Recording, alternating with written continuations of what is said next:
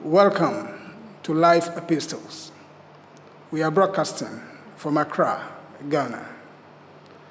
Our objective on this platform is to provide information about life.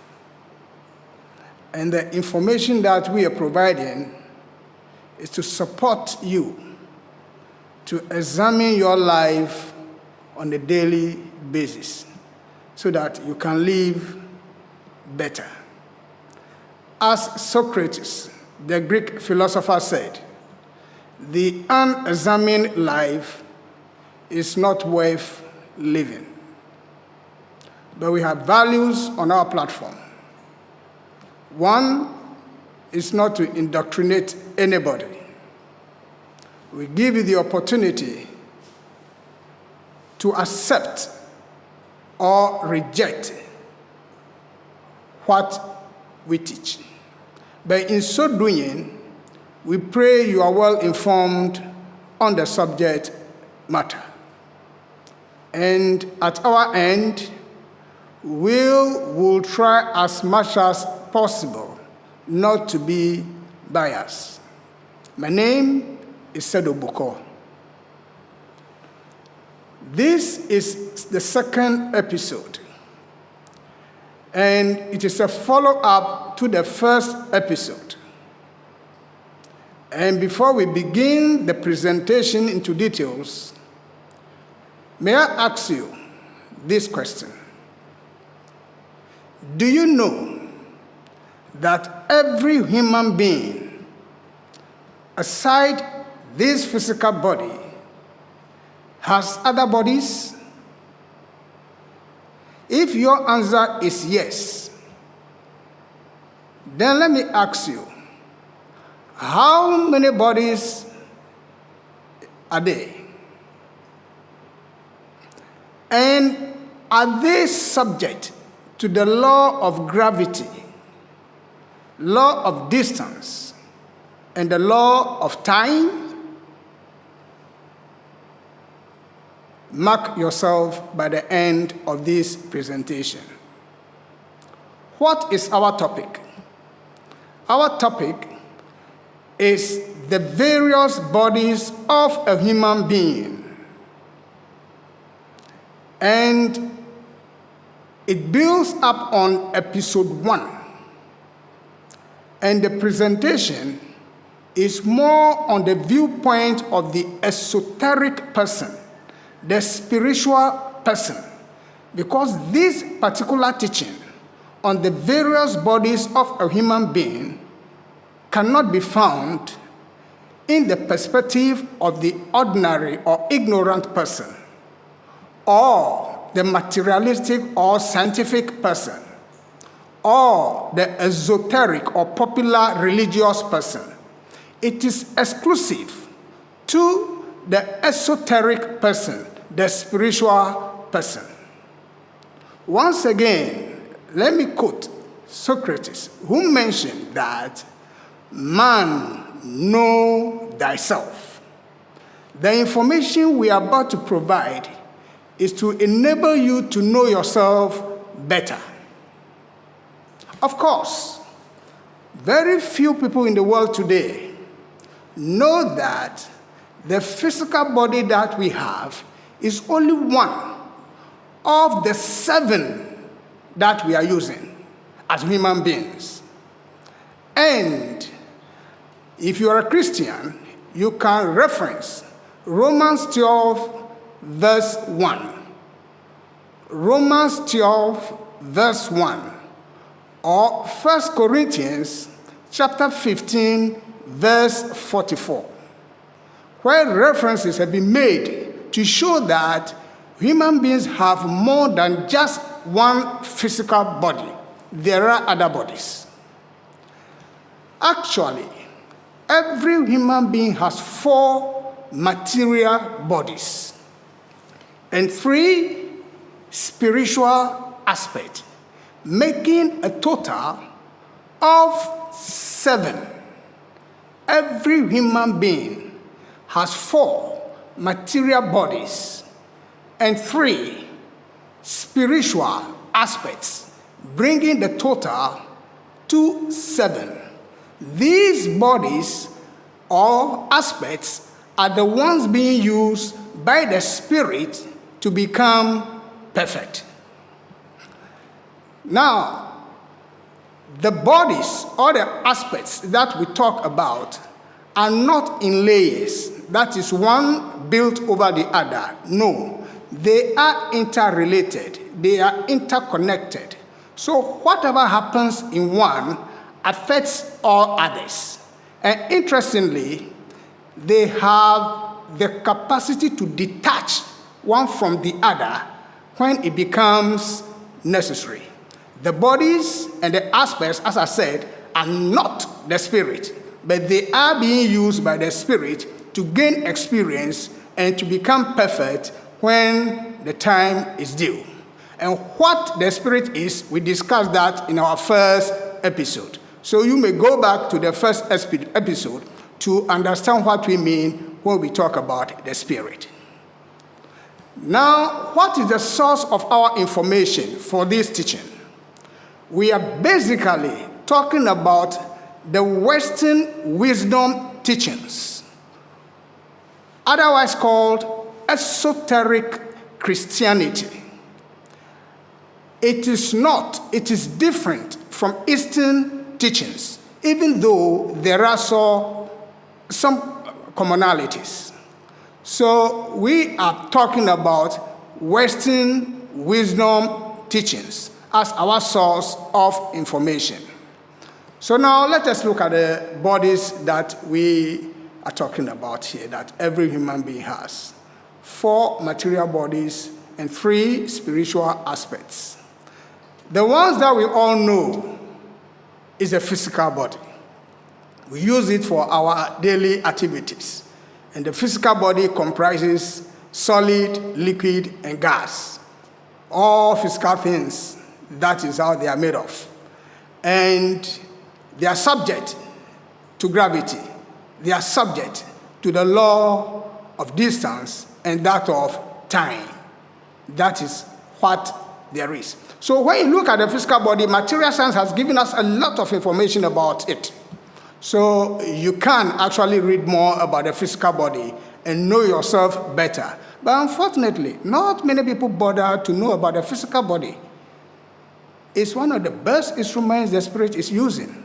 And we need to know about the physical body in order to use it well. Of course, basically, we have the cells, we have the tissues, we have the organs, and then we have the systems. And there are 10 major systems that make up the functioning of this physical body. Now, how these systems work as one single unit is amazing. It's amazing to even the scientists. And then the big question is, who is coordinating all this systemic work? It is the Spirit that is doing all that. It is the Spirit.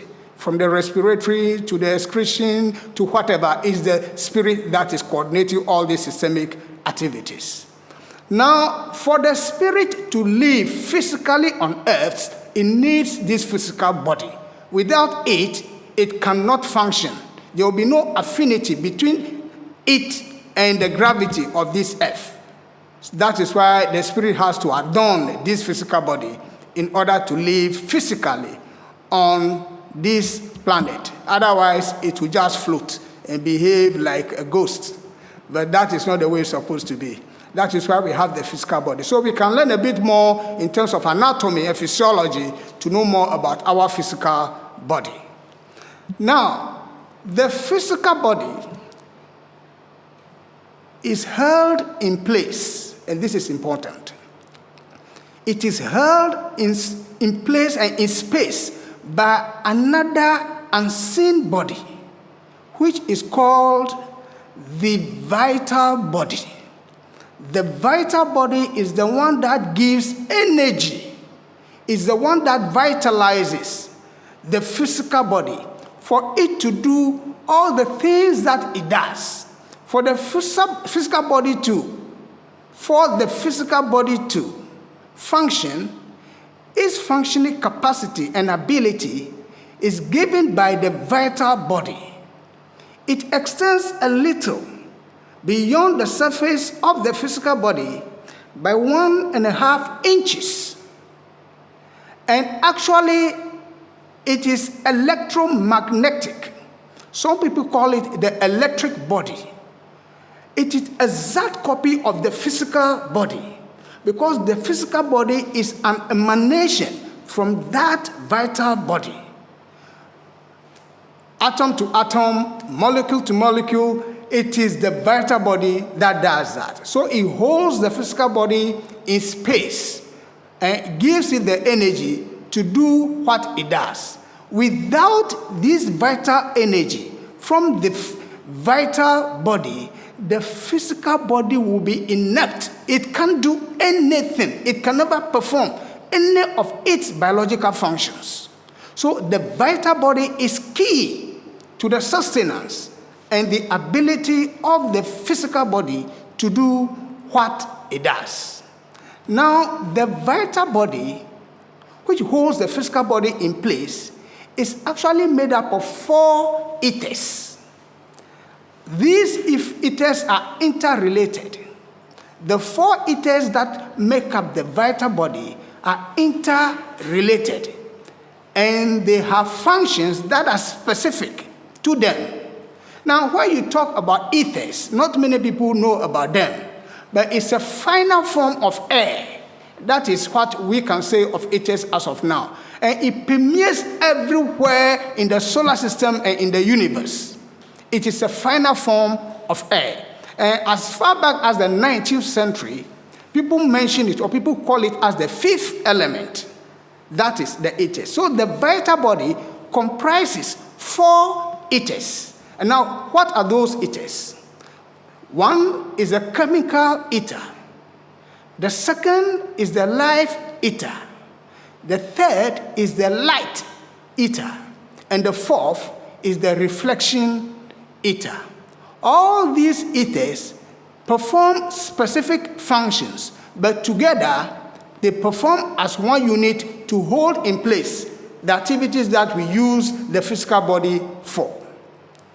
What does the chemical ether do? The chemical ether is basically for the maintenance of the biological systems of the body.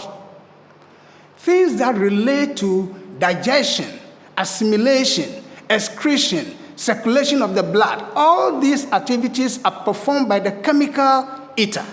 Even respiration, that is what the chemical ether does. How about the life ether? The life ether is actually for reproduction. All reproductive activities come about as a result of what happens in the life ether. And also the generation of heat. The heat that we have, the warm blood that we have, is as a result of the activity of the life ether.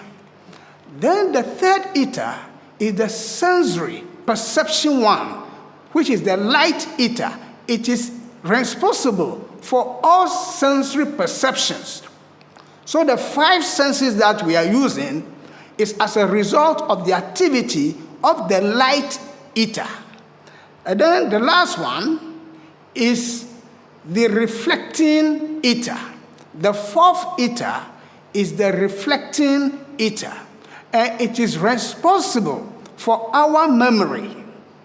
All the things that we do, how we remember them, how we don't remember them, is as a result of the reflecting ether.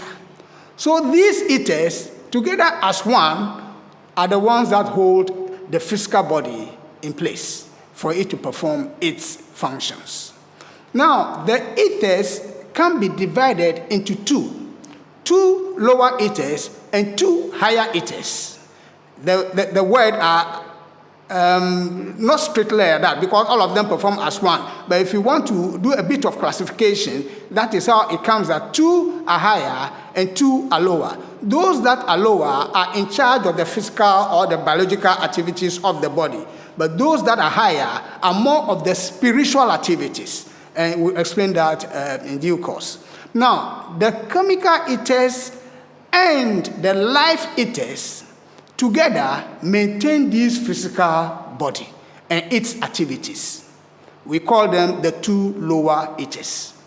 The two higher ethers, they ordinarily do not remain with the body.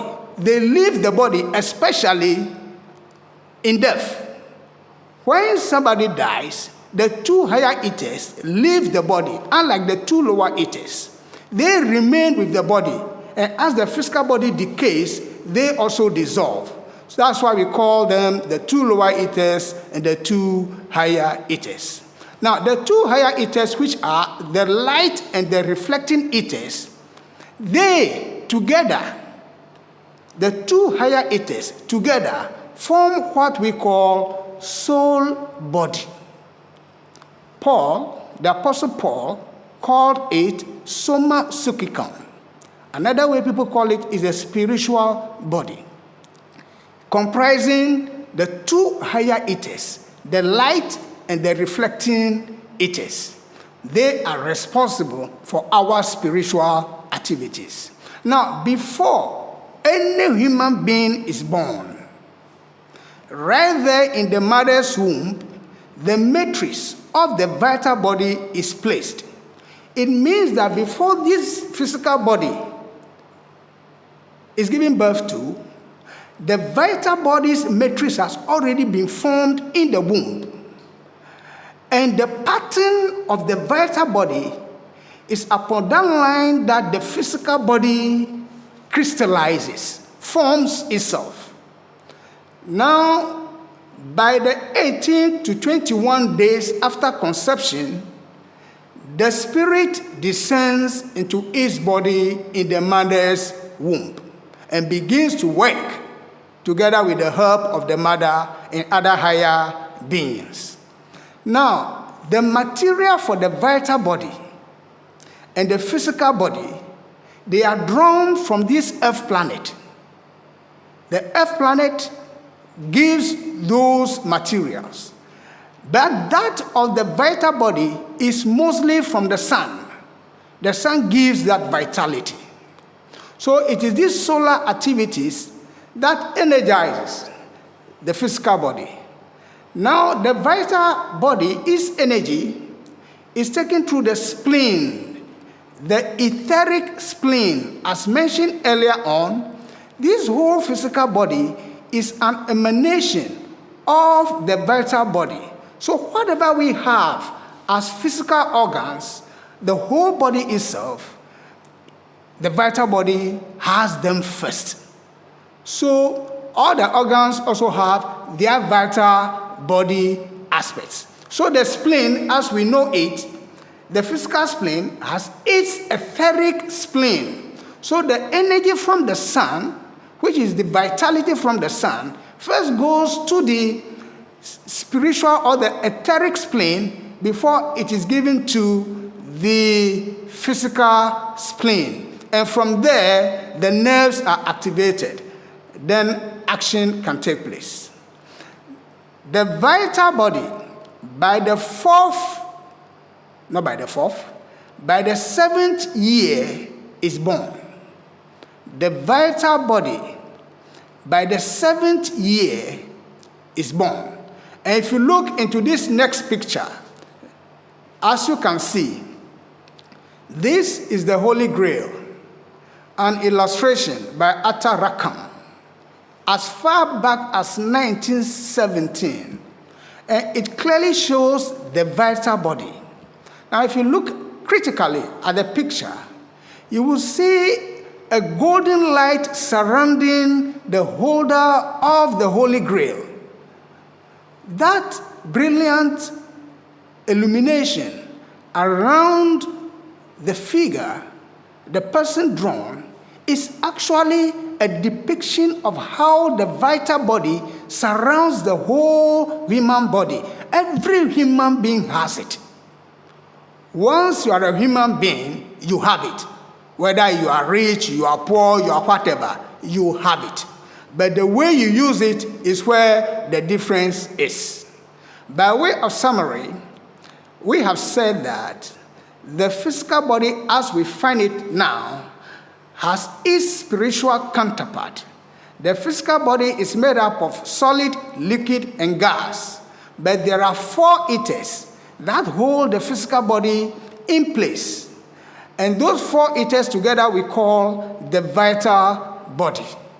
Every human being has it, regardless of your social status, your wealth, your popularity, or whatever. It doesn't come in at all. Every human being has the vital body. But how you maintain and develop it, it's what separates somebody who is ahead spiritually from somebody who is a bit slow spiritually. It is up to you how you developed your physical body and your vital body. Now, we have talked about the physical body, we have talked about the vital body. The next body which every human being has, we call the desire body. The desire body. The physical and the vital body, they are older than the desire body. The desire body, what does it do? It is responsible for our desires, our wishes, our emotions, our feelings as human beings. Is an activity that is carried out by our desire body. Every human being has a desire body. The desires are the incentives for action. Without a desire, you will be inept. You will not have that incentive for action. And the ethers, they give the energy. The ethers of the vital body, they give the energy for the action to be performed. And the physical body carries out the action physically on this earth planet. So that is how they are linked.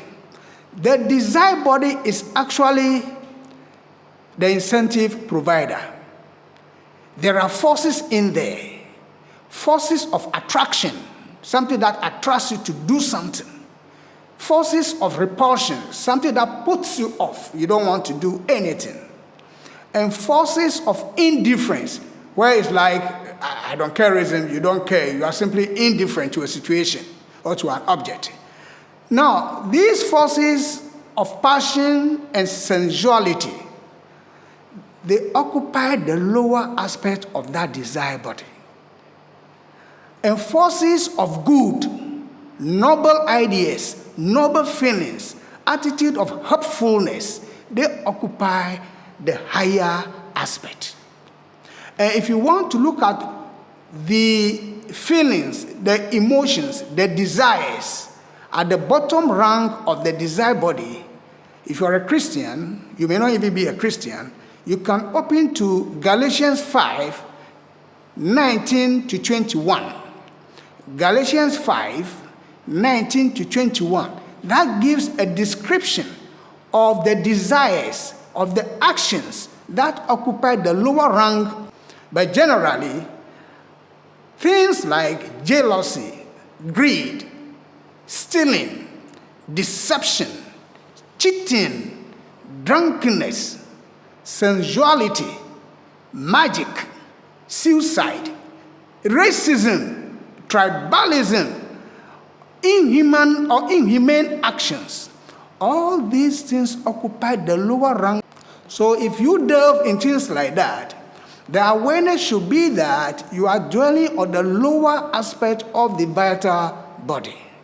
The same thing goes in terms for the higher ones. What are some of the desires, the actions, and the rest that occupy the higher aspect of the desire body? Unconditional love. You love somebody because it is good to love somebody, not to love because you desire the person, body, or because you want something in reciprocity. No, not things like that. Altruism. Altruism is another aspect, a higher aspect of the desire body. You are caring and you are sharing with others. You are helping people. You have compassion and you speak the truth. Nothing but the truth. Nothing but the truth is a higher form of the desire body. You don't discriminate. You are honest. You are truthful. You mean what to say. Those are the things that occupy the higher aspect of the desire body. You forgive people, and you are humble. You have self-control, and you are thinking of spiritual things. Those are the aspects that dwell in the higher aspect of the desire body. Now, the desire body extends a little further than the vital body. The vital body, we said earlier on, extends about 1.5 inches beyond the surface of the body. The desire body extends between 12 inches and 16 inches. But for holy people, it extends even beyond a mile for holy people. But for ordinary people, 12, 16 inches, that is how the desire body surrounds the body. This body does not have organs. It doesn't have glands. But it has centers of perception. It has centers of perception. And indeed, we use it when we sleep. We don't use the physical body when we sleep. We use the desire body when we sleep. And through its centers of perception, more or less, we dream. And some remember their dreams. Now, the desire body is around every human being. Every human being has it. Every human being has the desire body. And it illuminates the whole body. It spins in certain direction depending on how you use your desire body. Basically, there are 3 directions in which the desire body spins. Clockwise direction, anti-clockwise direction, and ordinary direction. Let's put it that way, ordinary direction. We'll explain what we mean by that. We can have the desire body under voluntary control or involuntary control. We'll explain that as well. Now, the goal of humanity, the job of every human being, is to have the desire body under voluntary control, not involuntary or ordinary. No, but to have it under voluntary control. I will explain.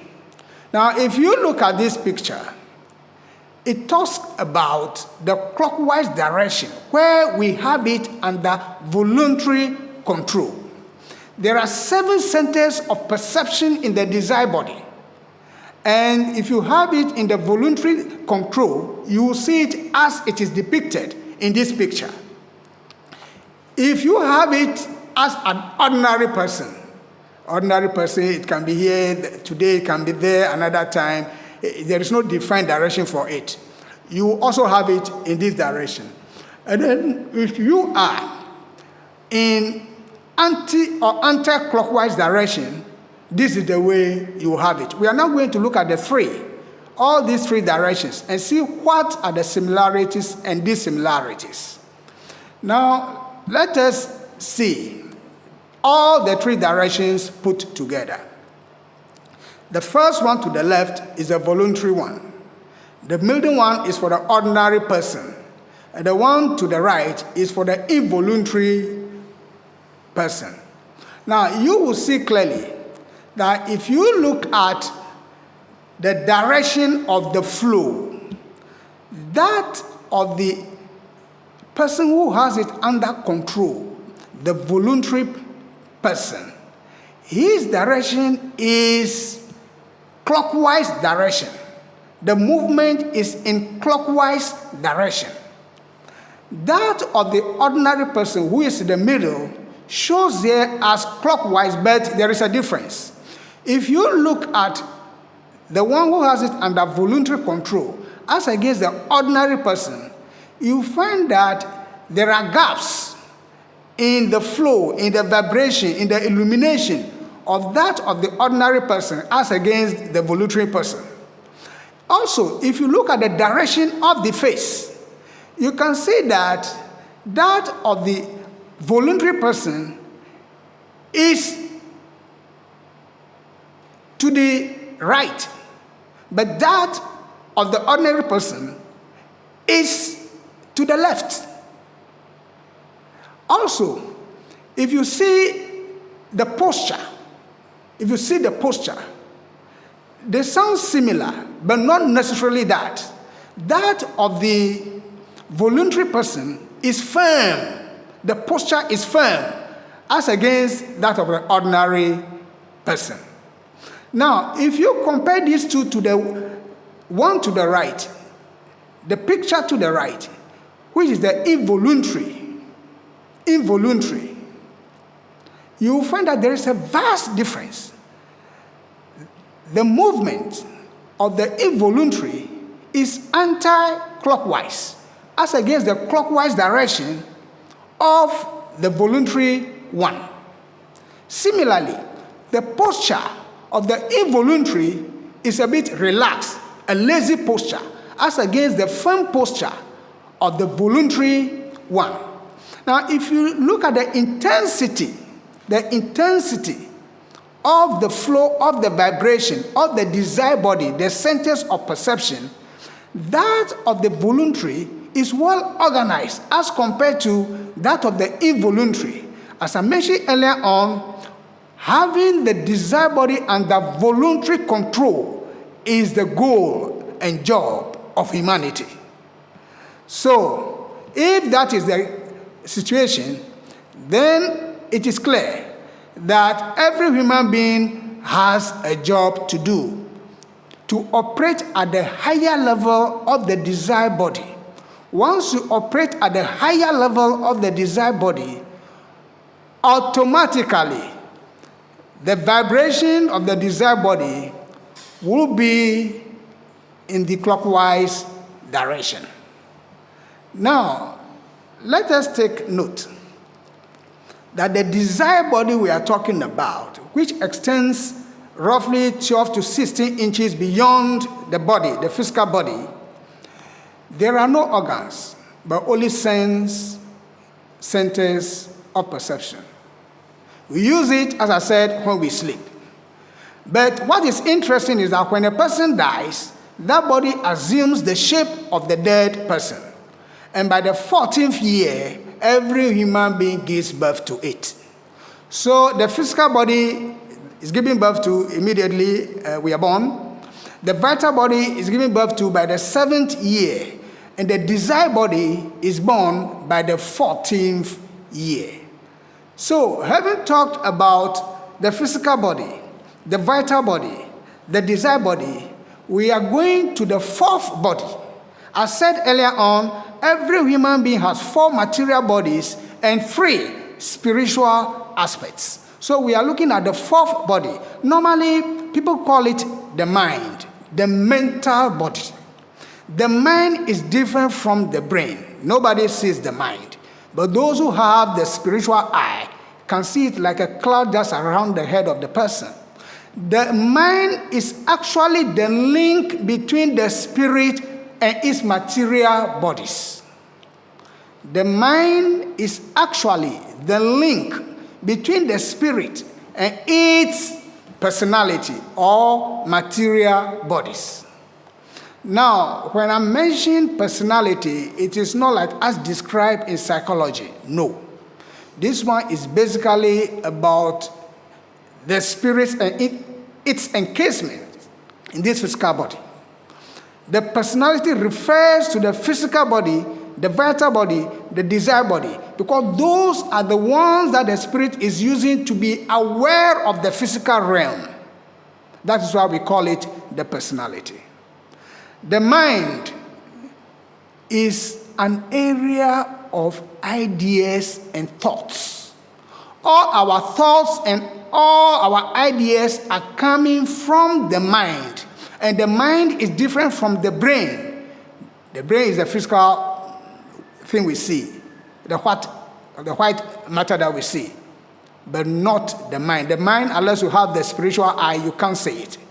But it is where all our ideas and our thinking processes take place. We have the region of concrete thought, and we have the region of abstract thought. So we have in this mind stuff that links us to them. So depending on how you use your mind, you pick from those areas. Now, the mind is broadly divided into two parts. The region of concrete thought, where all our thinking processes take place, and the region of abstract thought, where ideas come from. If that is the case, then beyond the mind, we are now entering the realm of the spirit itself. Beyond the mind, we enter the realm of the spirit.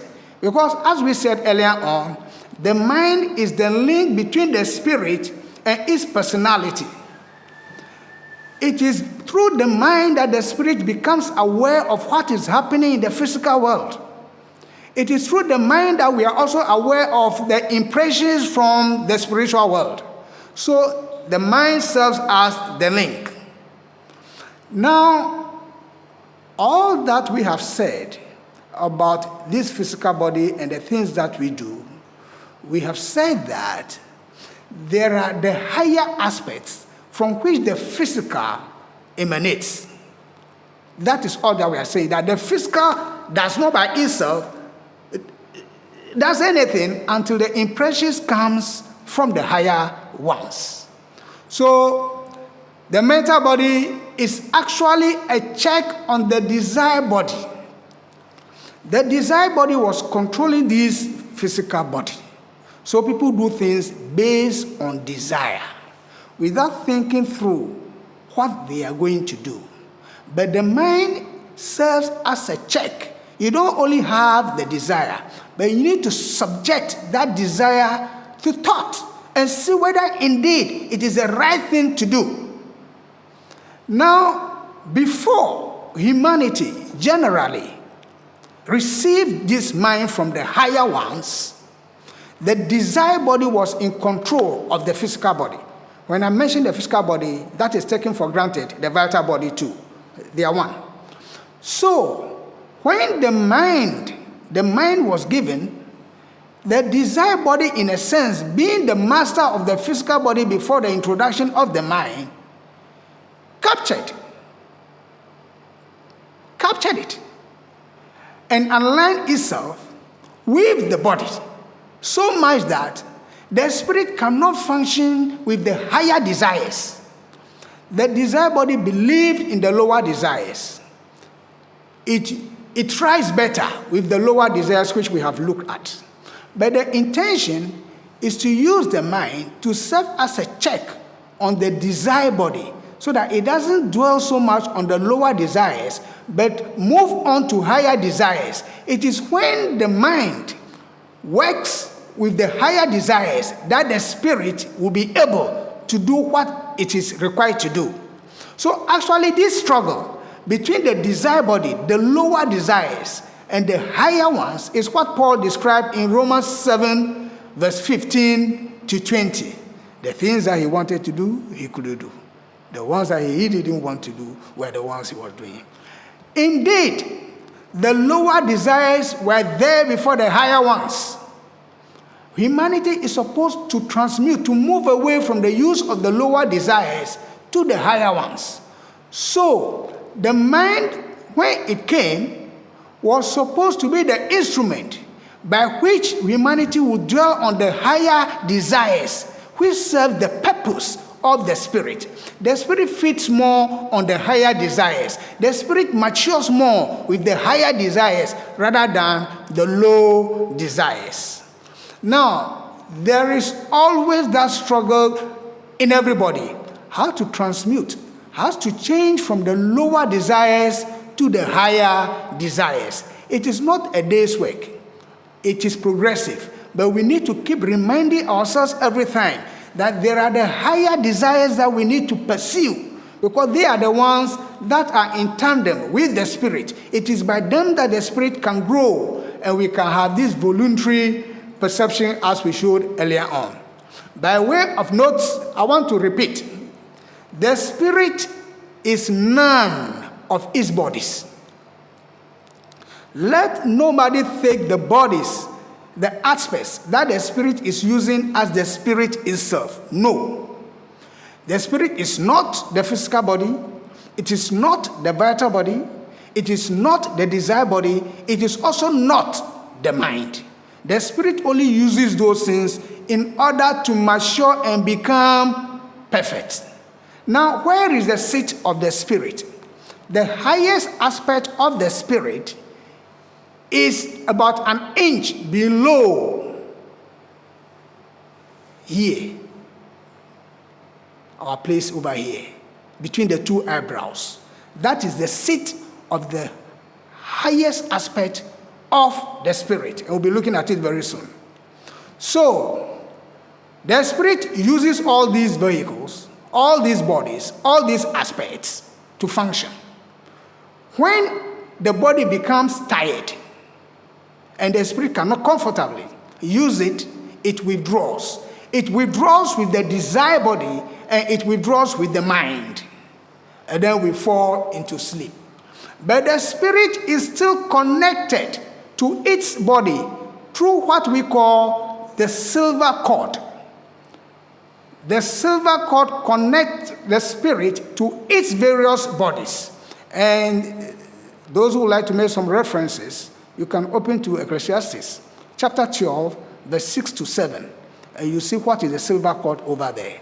When we sleep, the silver cord is never broken. It is the means by which the spirit recharges this physical body so that when we wake up, we become refreshed. But when we die, the silver cord snaps, it breaks, so the spirit can never take its body again. Now, what are the three aspects of the spirit? The three aspects of the spirit are the human spirit, the life spirit, and the divine spirit. These are the three aspects. These are the aspects that are supposed to be awakened so that we can become spiritual. The human spirit aspect is linked to the Holy Spirit. The life spirit aspect is linked to the Christ. And the divine spirit aspect is linked to the Father. The three aspects of the spirit. So, we would like to come to the conclusion. The various bodies of the spirit, not of the spirit, the various bodies of a human being are not arranged in layers. All these we have talked about, they are not in layers. They are interlinked. So what one body does affects others. When you think positively, it affects your desire body, it affects your physical body, and vice versa. It means when we focus more on positive things, we can renew ourselves. So, these bodies, they are invisible. They are not physical bodies that you can see, but they have their rate of vibration. They have light, and they also have color, and they produce sound. It depends on whether you have developed your spiritual eye, your spiritual ears, or whatever.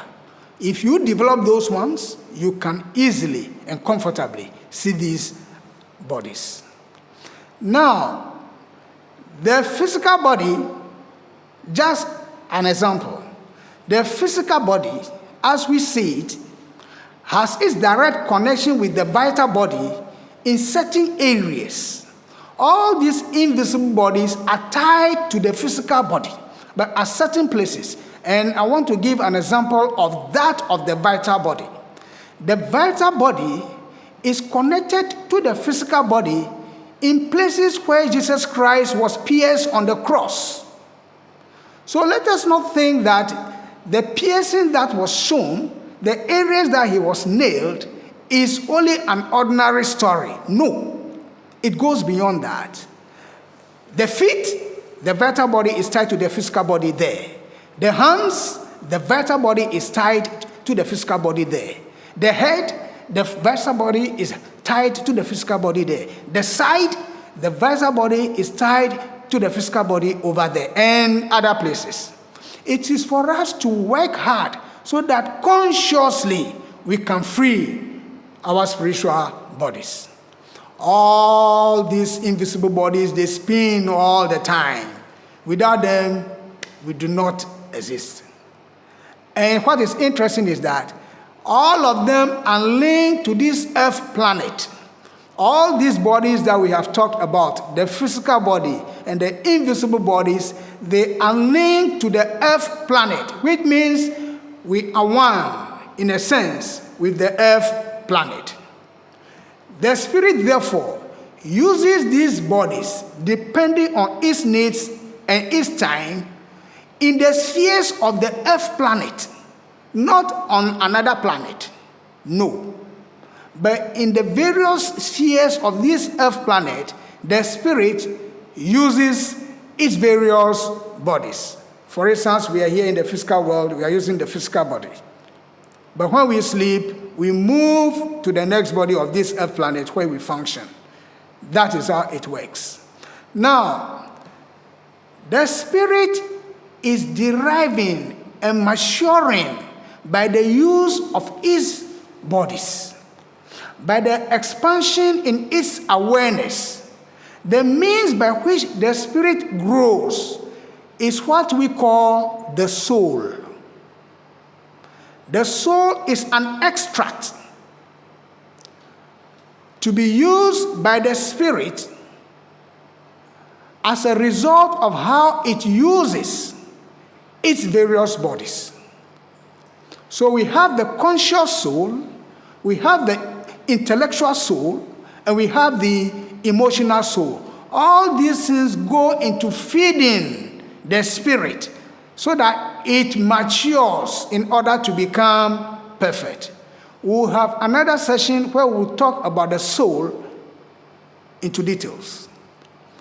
To sign off, let us remind ourselves that we are spirits in bodies, not only this physical body, but other bodies as well.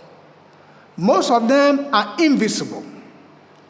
When we take good care of them, we will develop spiritually. But how do these bodies connect to the external? Our next presentation will talk about the various worlds in which the Spirit is journeying from God to earth and physical as we are now.